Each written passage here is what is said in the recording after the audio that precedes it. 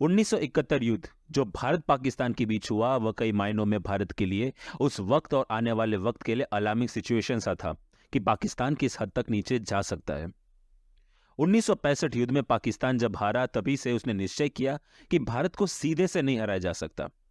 बिना proper finance के, बिना इंटेलिजेंस के और बिना विश्वासघात से भारत को नहीं हराया जा सकता। तो बस इन तीन चीजों पर काम शुरू हुआ।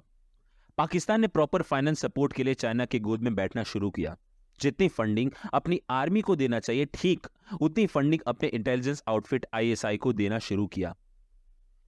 तीसरा और जो मेन काम या शौक है पाकिस्तान का धोखेबाजी, वह तो 1965 के बाद खुलकर वे भारत के सामने करते। फिर चाहे वो कराची अग्रीमेंट, शिमला अग्रीमेंट को तोड़ना हो, बैकडोर सपोर्ट कश्मीरी मिलिटेंट से लेकर भारतीय सीमाओं में इलीगल मूवमेंट्स, यह सब पाकिस्तान करता रहा। परंतु दूसरी तरफ भारत अपने देश से कटे पाकिस्तान को अच्छे से जानता था। आईएसआई का काउंटर आरएनएडब्ल्यू अच्छे से कर रही थी, परंतु भारत की फंडिंग कुछ खास न थी।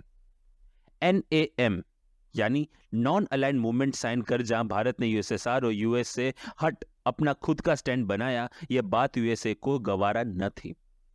डिप्लोमेटिकली आगे चल के यूएसएसआर से दोस्ती हुई, परंतु 1971 से पहले वो भी कुछ खास न थी। साल 1971 बहुत कुछ बदलने वाला था।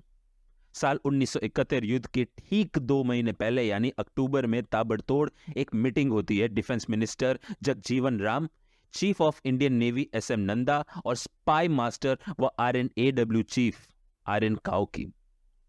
यह मीटिंग टेंशन के माहौल से परिपूर्ण था, और वो भी क्यों ना, खबर कराची से जो थी।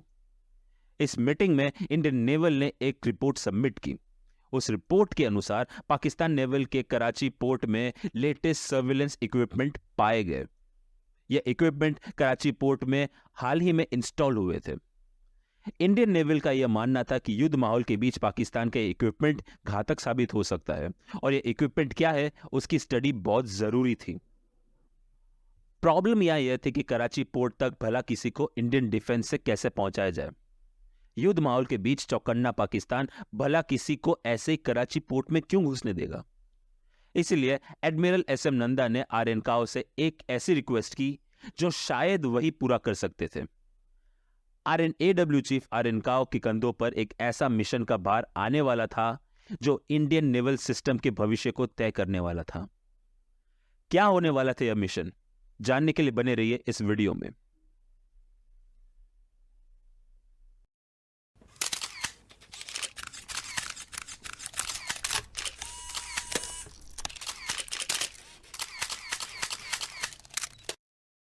नेवल चीफ एसएम नंदा ने आरएन काओ को रिक्वेस्ट किया कि हमारे इंटेलिजेंस आउटफिट आरएनएडब्ल्यू से हाईली ट्रेन्ड स्पाइस इस मिशन को यानी कराची पोर्ट से लेटेस्ट सर्विलेंस इक्विपमेंट की स्टडी कर सारी इंफॉर्मेशन लेकर भारत वापस आए।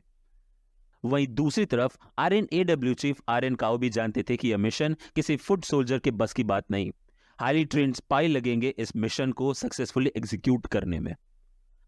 आरएन काओ की एक खास बात यह थी कि वे बोलते कम थे और अपने आप को किसी भी सिचुएशन से सक्सेसफुली बाहर निकालने का दम भी रखते थे। शायद यह रीजन था कि क्यों आरएनएडब्ल्यू इतनी सक्सेसफुल थी उस वक्त। आरएनएडब्ल्यू का नेटवर्क पाकिस्तान में इस हद तक स्ट्रांग था कि ऐसा कहा जाता था कि पाकिस्तान आर्मी के ब्रेकफास्ट टेबल में लिए डिसीजंस तक आरएनएडब्ल्यू इंटरसेप्ट कर लेती। कराची पोर्ट में लेटेस्ट हलचल भी तो आरएनएडब्ल्यू की ही इनपुट थी। परंतु इस वक्त जो चैलेंज आरएन काओ के सामने प्रस्तुत की गई, उसका सॉल्यूशन एक फ्रेश अप्रोच वो आइडिया से ही मुमकिन था। तो बस आरएन काओ लग पड़े इस मिशन को पूरा करने में, और उनका साथ देने वाले थे उनके सबसे बेहतरीन कॉलीग व आरएनएडब्ल्यू के डेप्यूटी डायरेक्टर सी शंकरन नायर। शंकरन नायर और आरएन काओ ने अपने विश्वासु नेटवर्क को काम पर लगाया। शंकरन नायर ने सबसे पहले उस समय के बॉम्बे को टारगेट किया, और लीड मिली भी बॉम्बे से ही।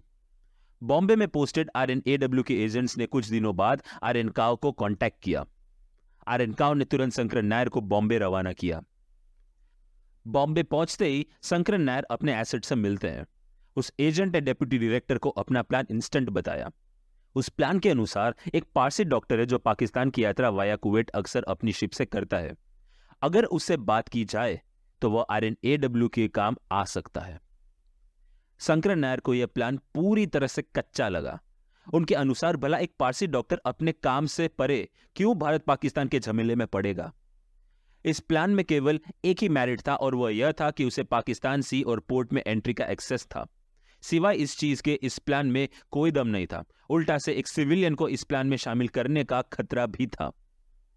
शंकर नायर फिर भी इतने जल्दी अपने प्लान को खारिज करना नहीं चाहते थे। उन्होंने तुरंत अपने एजेंट्स को इस पारसी डॉक्टर के बैकग्राउंड चेक के काम पर लगा दिया। बैकग्राउंड चेक में बहुत समय लगा नहीं और एक पॉजिटिव रिपोर्ट के साथ RNAW के एजेंट शंकर नायर के सामने हाजिर हुए। उस रिपोर्ट अनुसार पारसी डॉक्टर 2 महीने पहले कुछ एक्सपेंसिव अनडिक्लेयर्ड गुड्स के साथ इंडियन कस्टम द्वारा पकड़ा गया। कस्टम डिपार्टमेंट ने एक फुल प्रूफ इंक्वायरी डॉक्टर पर बिठाई। इंक्वायरी अभी भी अंडर ट्रायल है और यह पूरे चांस है कि उस डॉक्टर को हेवीली फाइन के साथ शायद जेल यात्रा भी करनी पड़े। इस रिपोर्ट के साथ शंकर नायर के एकाएक कान खड़े हुए। अचानक से जैसे उन्हें एक बहुत बड़ा सक्सेस मिला हो वैसा माहौल बना। तुरंत उन्होंने यह रिपोर्ट आर्यनकाव के साथ साझा की। इस रिपोर्ट के बाद दोनों ने मिलकर फाइनल प्लान तैयार किया और यह प्लान इस मिशन की फाइनल ब्लूप्रिंट होने वाला था। तुरंत ही शंकर नायर अपने 2 ट्रस्टेड एजेंट्स के साथ उस पारसी डॉक्टर के क्लिनिक पहुंचे।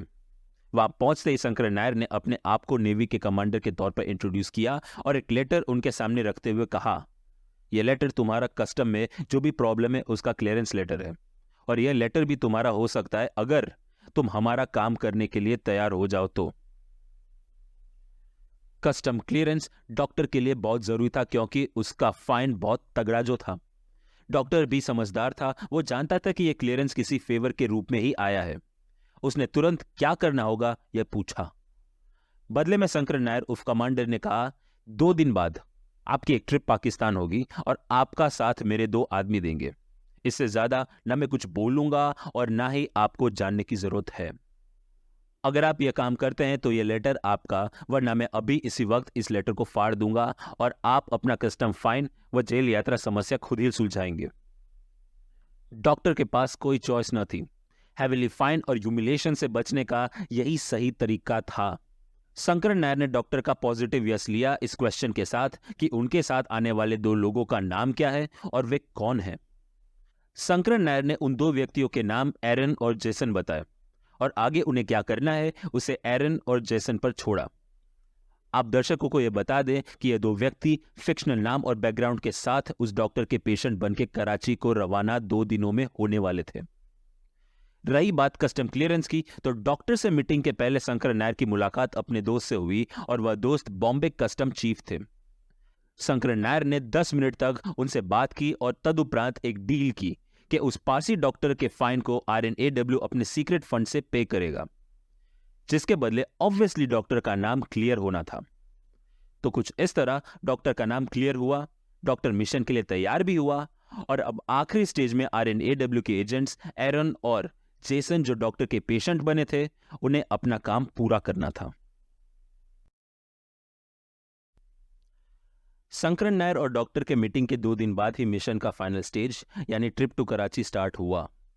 यह मिशन को जल्द से जल्द एग्जीक्यूट करना था, इसलिए क्योंकि RNAW के पास समय का अभाव था। एरन और जेसन डॉक्टर के साथ निकले जरूर, परंतु यह सो कॉल्ड मेडिकल ट्रिप इतना आसान होने वाला न था। खैर, आसान तो कभी RNAW के लिए कुछ भी न था, परंतु एरन और जेसन जो बेहतरीन हाई ट्रेन एजेंट्स थे RNAW के, मिशन का पूरा दारोमदार इन पर ही था। वहीं दूसरी तरफ RNAW को एक अति महत्वपूर्ण इंटेल मिली। उस इंटेल के अनुसार USA सीक्रेटली पाकिस्तान को वेपन्स और डिफेंस इक्विपमेंट सप्लाई करता जा रहा था। पाकिस्तान का दोगला चरित्र इसमें साफ साफ झलकता है और वह इसलिए क्योंकि पाकिस्तान नॉन अलाइन मूवमेंट का बहुत ही एक्टिव मेंबर था।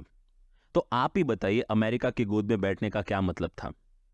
यह बात अलग है कि भारत ने भी नॉन अलाइन मूवमेंट के सदस्य होने के बावजूद USSR की मदद ली, परंतु भारत इसमें गलत नहीं, क्योंकि जब दुश्मन नियम कायदे भंग कर रहा हो तो उसके सामने संत नहीं बल्कि छत्रपति शिवाजी महाराज बन उन्हें उन्हीं की भाषा में जवाब देना पड़ता है। खैर, बात करें एरन, जेसन और डॉक्टर की, तो देखते ही देखते वे पाकिस्तानी दरिया में प्रवेश करते हैं। जैसे ही वे पाकिस्तानी वाटर में प्रवेश करते हैं कि एकाएक शिप में टेंशन का माहौल हो जाता है, और हो भी क्यों ना, दुश्मन के इलाके में जो थे। एरन और जेसन ने डॉक्टर को शांत रहने को हिदायत दी और कहा कि जैसा वे रहते हैं अपने रेगुलर ट्रिप्स में ठीक उसी तरह नॉर्मल बिहेव करें। पोर्ट में प्रवेश करते डॉक्टर ने नोट किया कि एकाएक शिप व कंटेनर्स की अच्छे से जांच हो रही थी, और हो भी क्यों ना, युद्ध का माहौल जो था। मजे की बात यह भी है कि पाकिस्तान आर्मी और आईएसआई इंडियन इंटेलिजेंस को कम आंकने की भूल नहीं करना चाहते थे। शायद उन्हें भी अच्छे से पता था कि what RNAW is capable of. Ship जैसे ही पोर्ट पहुंची कि 2 ऑफिसर शिप के अंदर प्रवेश कर डॉक्टर से डॉक्यूमेंट्स मांगते हैं। डॉक्टर डॉक्यूमेंट्स के साथ एरन और जेसन के डॉक्यूमेंट्स भी ऑफिसर्स को देता है। डॉक्यूमेंट्स देखते ही उसमें से एक ऑफिसर बोल पड़ा, एरन और जेसन, ये कैसा विचित्र नाम है, और यह दोनों है कौन? अपने होश को संभालते हुए डॉक्टर ने कहा, हाँ, यह दोनों मेरे पेशेंट्स है, और सर मुझे भी अजीब क्रिश्चियन नेम समझ नहीं आते। ठीक है, हमें आपकी शिप की पूरी तरह से तफ्तीश करनी होगी। जी वो आप ना करे तो बेहतर होगा, और कौन सा मैं आप लोगों के लिए नया हूं, आता जाता तो रहता हूं यहाँ। वो सब ठीक है, आना जाना एक तरफ है और मुल्क की हिफाजत एक तरफ है। Sir am I enemy to you? तो कौन सा हमने आपको भारत का जासूस कहा है? रूटीन प्रोसीजर है, काम करने दीजिए। आप तब तक अपना स्कॉच एंजॉय करें और हमें भी चेक कर डॉक्यूमेंटेशन क्लियर करने दीजिए। ठीक है, आपको डेक चेक करना है तो आप कर सकते हैं, मैं तो इसलिए रोक रहा था क्योंकि इनमें से एक पेशेंट एरन को चिकन पॉक्स हुआ है और यह उसे जेसन को भी पास किया है। क्या आप पर डॉक्टर? नहीं, मतलब दोनों रिकवरी पे हैं, लेकिन सिक बे में दोनों को आइसोलेट करके रखा है ताकि यह स्प्रेड ना हो। अरे डॉक्टर साहब, आपने यह पहले बताना था, खामखा 2 और मरीज आप और बढ़वा जाते। अच्छा, 1 मिनट रखिए। दोनों ऑफिसर्स कुछ डिस्कस करने के लिए बाहर जाते हैं। ऑफिसर्स ने डॉक्यूमेंट अप्रूव कर डॉक्टर और उनके पेशेंट को गुड टू गो कहा, सिर्फ डॉक्टर के फेस वैल्यू व रूटीन ट्रिप्स को कंसीडर करके।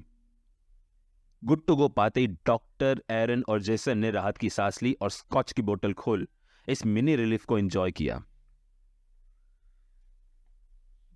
ड्रिंक के बाद असल मिशन मध्य रात्रि में होना था। डॉक्टर के शिप ने 2 क्लिफ के बीच जहां हार्बर का एंट्री पॉइंट था वहां अपनी पोजीशन सेट की। एरन और जेसन पोर्ट होल से निगरानी करने लगे कि कहीं वे किसी के निगरानी में तो नहीं। रास्ता क्लियर होता देख दोनों अपने कैमरा और रिकॉर्डर के साथ पोर्ट के अलग अलग एंगल से रिकॉर्डिंग व पिक्चर्स क्लिक करनी शुरू कर देते हैं। मध्य रात्रि की वजह से मूवमेंट्स दोनों एजेंट्स की क्लियर और अनस्पॉटेबल थी, परंतु पकड़े जाने का खतरा अंत तक तो था ही। दोनों अपना काम कर ही रहे थे कि उनकी नजर एक न्यूली बिल्ड स्ट्रक्चर पर पड़ी जिस पर एंटी एयरक्राफ्ट बैटरी थी। इसका साफ साफ मतलब निकाला जा सकता था कि पाकिस्तान कराची पोर्ट को पूरी तरह से युद्ध के लिए तैयार कर चुकी थी। यह देखने के बाद एरन और जेसन सोच में पड़ गए कि अगर यह मिशन एग्जीक्यूट न किया होता तो भारतीय डिफेंस को इसका हर्जाना भारी नुकसान से चुकाना पड़ता। इसके बाद एरन और जेसन ने और भी सारे फोटोग्राफ्स लिए और खास करके नेवल शिप्स के भी फोटोग्राफ्स लिए। धीरे धीरे करते एरन और जेसन को तकरीबन 1 घंटे हो चले फोटोग्राफ्स और वीडियो लेते लेते।